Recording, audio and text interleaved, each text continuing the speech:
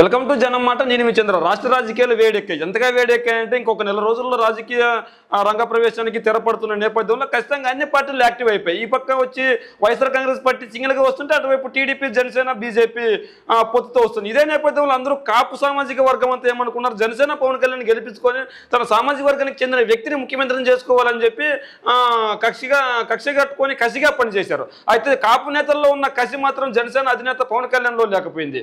ఇదే నేపథ్యంలో జనసేనకు కాపు నేతలు లేకుంటే కాపు సామాజిక వర్గానికి చెందిన కాపు చైతన్య వేదిక అని చెప్పి ఒక వేదిక ఉంది. ఆ వేదిక సంబంధించిన వాళ్ళు ఒక భారీ బహిరంగ లేఖ రాశారు పవన్ కళ్యాణ్కి. ఏ విధంగా లేఖ రాశారంటే మిమ్మల్ని సీఎం చేసుకోవాలనుకున్నట్లు మనం లేఖ రాశారు. ఒకసారి మనం దాన్ని చదివే ప్రయత్నం అయితే చేస్తాం. జనసేనని పవన్ కళ్యాణ్ గారికి బహిరంగ లేఖ.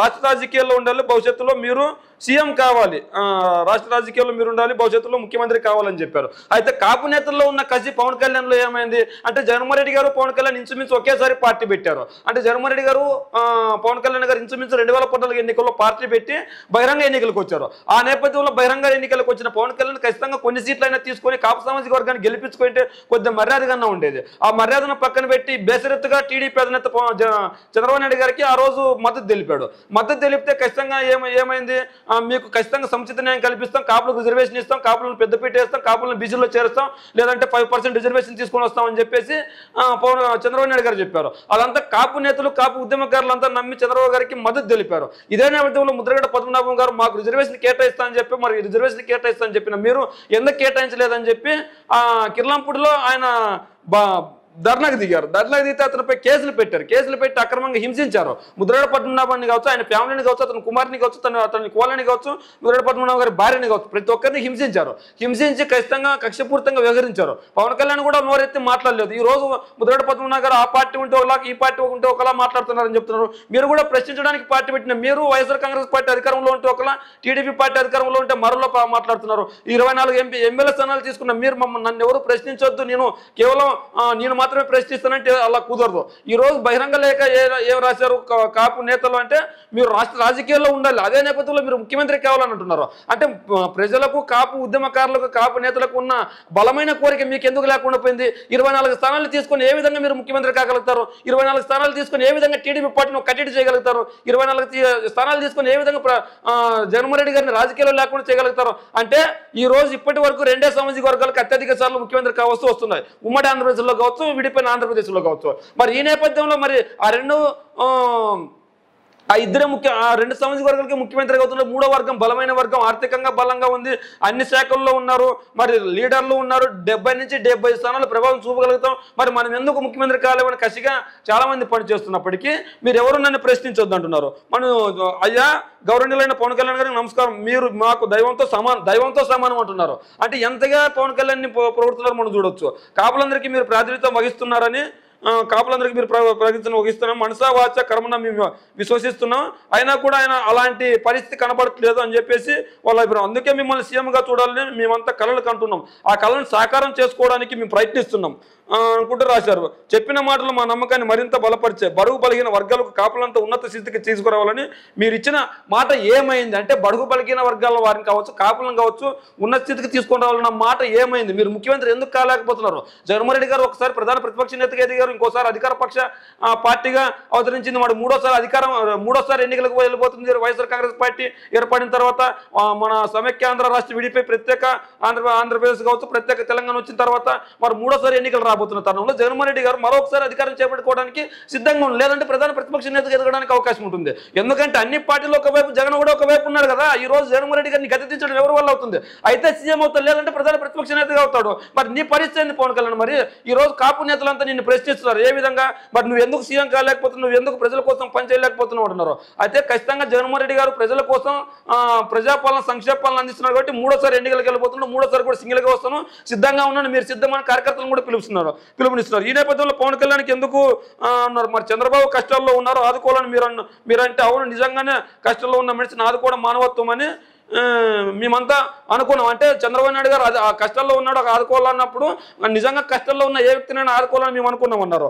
మరి కానీ మీరు ఆయన కోసం జనసేనని త్యాగం చేసి కాపు జాతిని బలి పశువు చేయాలని చూస్తున్నట్లుగా ఉన్నట్లు వాళ్ళు మాట్లాడుతున్నారు. అంటే వాళ్ళు ఎంత ఆక్రోశంగా ఉందంటే ఖచ్చితంగా కాపు సామాజిక వర్గాన్ని మొత్తం చంద్రబాబు గారికి దారదత్తం చేసేస్తున్నట్లు వాళ్ళు మాట్లాడారు. అంతేకాకుండా మీ ఊహంపై మాకు నమ్మకం ఉంది, అందుకే మన జనసేన టీడీపీ జనసేన పొత్తులో తక్కువ సీట్లు వచ్చినా కూడా సరి చెప్పుకొని మీ వెంట నడుస్తున్నాం. కానీ మాకెందుకో మీరు చంద్రబాబు గారి ఊహంలో చిక్కినట్లు కనిపిస్తున్నారు. అంటే చంద్రబాబు గారు తన తనయుడు నారా లోకేష్ గారిని సీఎం చేసేందుకు మిమ్మల్ని ఎంపీగా పోటీ చేయించాలని చూస్తున్నట్లుగా ఉంది. అంతేకాకుండా మాది చేసినట్లు, అందుకే మీరు ఖచ్చితంగా రాష్ట్ర రాజకీయాల్లోనే ఉండాలి, మీ అభిమానులుగా మిమ్మల్ని ఎప్పటికైనా సీఎంగా చూడాలని మాట్లాడుతున్నారు. అంటే ఇక్కడ ఈ లేఖ ప్రధాన ఉద్దేశం ఏంటంటే పవన్ కళ్యాణ్ గారు ఎంపీగా పోటీ చేయబోతున్నారు అని ఒక వార్త అయితే బయటకు వెళ్ళింది. అయితే మీరు రాష్ట్ర రాజకీయాల్లోనే ఉండాలి, దేశ రాజకీయాల్లోకి వెళ్ళకూడదు, మీరు సీఎం కావాలని చెప్పి కాపు సామాజిక వర్గం అంతా బలంగా కోరుకుంటుంది. కాపులు నిలబడాలి, కొట్లాడాలి, పోరాడాలంటే మన వ్యక్తి సీఎం కావాలి. అలాంటి వ్యక్తి మీరు సీఎంగా చూడకుండా అలాంటి వ్యక్తిని సీఎం చేయకుండా చంద్రబాబు కుటీల ప్రయత్నంలో భాగంగా మిమ్మల్ని ఎంపీగా పోటీ చేసే ప్రయత్నం చేపిస్తున్నారు. మీరు ఎంపీగా పోటీ చేస్తే ఖచ్చితంగా మన జాతికి అవమానం జరుగుతుంది. మీరు రాష్ట్ర రాజకీయాల్లోనే ఉండాలి, రాష్ట్ర రాజకీయాల్లో మీరు బలమైన వ్యక్తిగా ఉంటే బాగుంటుందని చెప్పి కాపు సామాజిక వర్గం నమ్ముతుంది. మీరు ఈరోజు ఎమ్మెల్యే కాకుండా ఎంపీగా పోటీ చేయడం ఎంతవరకు సబబు అంటే 24 సీట్లు తీసుకొని మీరు బాగుంటుంది. అంటే ఇప్పుడు మనకి ప్రజారాజ్యం పార్టీ గుర్తుకొస్తుంది. 2009 ఎన్నికల్లో ప్రజారాజ్యం పార్టీ పోటీ చేసి ఎమ్మెల్యేగా గెలవలేని చిరంజీవి ఎంపీగా గెలిచాడు. ఆ రోజు కేంద్రంలో అధికారంలో ఉన్న కాంగ్రెస్ పార్టీ లోపాయికారపు ఒప్పందం చేసుకుని లోపాయికారంగా పార్టీని విలీనం చేసి ఆ రోజు చిరంజీవి గారి భవిష్యత్తు చూసుకొని ప్రజారాజ్యంలో గెలిచిన ఒక్క ఎమ్మెల్యే భవిష్యత్తు ఆలోచించకుండా ఆ రోజు నిశ్చకుగా కేంద్ర మంత్రి తీసుకొని చిరంజీవి గారు ఈ రోజు ఇదే పరిస్థితి వస్తుందని కాపు నేతలు భయం, ఆ భయంతో ఈ లేఖ రాశారు. అంటే ఈ లేఖలో వాళ్ళు వెలువరచకపోయినా ఇది నిజం. అంటే మనం నిజాలు మాట్లాడుకోవాలి కాబట్టి ఇప్పుడు నిజం చెప్తున్నా. ఇలాంటి పరిస్థితి ఖచ్చితంగా మిమ్మల్ని పవన్ కళ్యాణ్ గారు మీరు రాష్ట్ర రాజకీయాల్లో ఉండాలి, ఎంపీగా పోటీ చేయకూడదని వాళ్ళు కోరుకుంటున్నారు. మరి పవన్ కళ్యాణ్ ఎటువంటి నిర్ణయం తీసుకుంటాడో అన్నది మనం చూడాలి. ఇంకా ఈ సారాంశం చివరి పేరు ఎవరు రాసుకొచ్చారో మీరు మా విడితిని మన్నిస్తారని నమ్మకంతోనే ఈ మాటలు అంటూ పంచుకున్నాం. ఇంకొక మాట మీకు కాపు కాస్తుంటేనే కాదు, ఒక కాపును ముఖ్యమంత్రి అంటే మిమ్మల్ని ముఖ్యమంత్రిగా చూడాలనేది మా జన సైనికులు చెప్తున్న ఊహ. మీరే వేయండి కానీ లోకేష్ బాబు గారి కోసం చంద్రబాబు నాయుడు గారి కోసం వేస్తున్న ఊహంలో పావులుగా మాత్రం మారకండి. కాపులే కాదు, రాష్ట్రంలోని జన సైనికులంతా మీ వెంట నడుస్తాం, కానీ మీరే ముఖ్యమంత్రిగా అభ్యర్థిగా భావిస్తాం. మా రాష్ట్రాన్ని కాపాడుకోవడానికి మీరు తీసుకునే ప్రతి నిర్ణయాన్ని సమర్థిస్తాం, కానీ మరోమారు జన సైనికుల త్యాగాలని మాత్రం కోరకూడదని మాట్లాడుతున్నట్లు వాళ్ళు రాశారు. అదేవిధంగా బలుగు ఆకృతి ఎంపీగా పోటీ చేస్తారనే మాటను కూడా మేము భరించలేకపోతున్నాం. మన కాపు జాతిని కొందరు రాజకీయ స్వార్థం కోసం చంపేయండి అయ్యా. మాకు తెలిసి మీరు బోలో శంకర్ల లాంటి వారు, కానీ మాకు బోలోతనమే కాపు జాతిని సమాధి చేసే పరిస్థితులు రాష్ట్రంలో ఉందని చెప్పేసి ఉంది. ఇప్పుడు ఒకటి ఎవరైనా ముఖ్యమంత్రి కావాలనుకున్నప్పుడు ఎమ్మెల్యేగా పోటీ చేస్తారు. ఇప్పుడు వైఎస్ఆర్సీపీ అధినేత జగన్మోహన్ రెడ్డి గారు ఎంపీగా పోటీ చేస్తారా? 2014 ఎన్నికలకు ముందు ఒక్కసారి పార్టీ పెట్టినప్పుడు రాజీనామా చేశాడు కాబట్టి అప్పుడు ముఖ్యమంత్రి అయ్యే అవకాశం లేదు కాబట్టి జగన్మోహన్ రెడ్డి గారు అప్పుడు ఎంపీ పదవికి రాజీనామా చేశాడు కాబట్టి ఎంపీగా పోటీ చేశారు. 2014 ఎన్నికల్లో వాళ్ళమ్మ స్థానాన్ని ఇతను తీసుకొని పులివెందుల స్థానంలో నెగ్గాడు. అదేవిధంగా 2014 ఎన్నికల్లో తన కొడుకుని ముఖ్యమంత్రిని చేసుకోకపోయినా కూడా ఎలాగోలాగా ఎమ్మెల్సీ ఇచ్చి మంత్రిని చేసుకున్నాడు. మరి 2019 ఎన్నికల్లో తన కొడుకును ముఖ్యమంత్రిని చేయాలనే ఉద్దేశంతో చంద్రబాబు గారు మంగళగిరి నుంచి పోటీ చేసి ఓడిపోయారు. అయినా కూడా తప్పులేదు, ఎందుకంటే గెలుపోవడం సహజం మనిషి కన్నాక. అదేవిధంగా చంద్రబాబు గారు కుప్పం నియోజకవర్గంలో 2014, 2019 అంతకుముందు చాలాసార్లు కూడా ఎమ్మెల్యేగానే పోటీ చేశారు. అంటే ముఖ్యమంత్రి కావాలనుకునే నాయకుడు ఎమ్మెల్యేగా పోటీ చేయాలి, ఎంపీగా కాదు.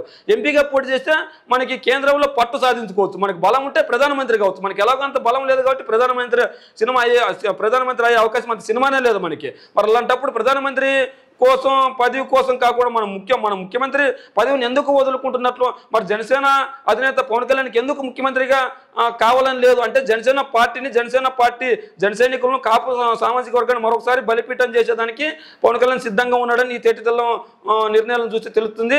ఏదేమైనప్పటికీ వచ్చే ఎన్నికల్లో పవన్ కళ్యాణ్ ఎంపీగా పోటీ చేస్తే బాగుంటుంది, ఎమ్మెల్యేగా పోటీ చేస్తే బాగుంటుంది అనేది మీ కామెంట్ రూపంలో తెలియజేయండి. అంతేకాకుండా రేపు పొద్దున గెలవచ్చు గెలకపోవచ్చు, పవన్ కళ్యాణ్ గారు అనే వ్యక్తి ఎమ్మెల్యేగా నిల్చొని గెలిస్తే కనుక మన అసెంబ్లీలో ప్రజా సమస్యలపై పోరాడి ప్రజల మనసును గెలుచుకొని రేపు పొద్దున ఇంకా బలాన్ని పెంచుకోవచ్చు. అలాంటి అవకాశాన్ని చేతులారా చేర్చుకున్నాడు ఎవరి కోసం అంటే ఖచ్చితంగా 100% చంద్రబాబు తనయుడు నారా లోకేష్ కోసమే అని చెప్పి కాపు సామాజిక వర్గం నమ్ముతుంది. ఏదేమైనప్పటికీ వచ్చే ఎన్నికల్లో పవన్ కళ్యాణ్ ఎలా ప్రవర్తిస్తే బాగుంటుందో మీ కామెంట్ రూపంలో తెలియజేయండి.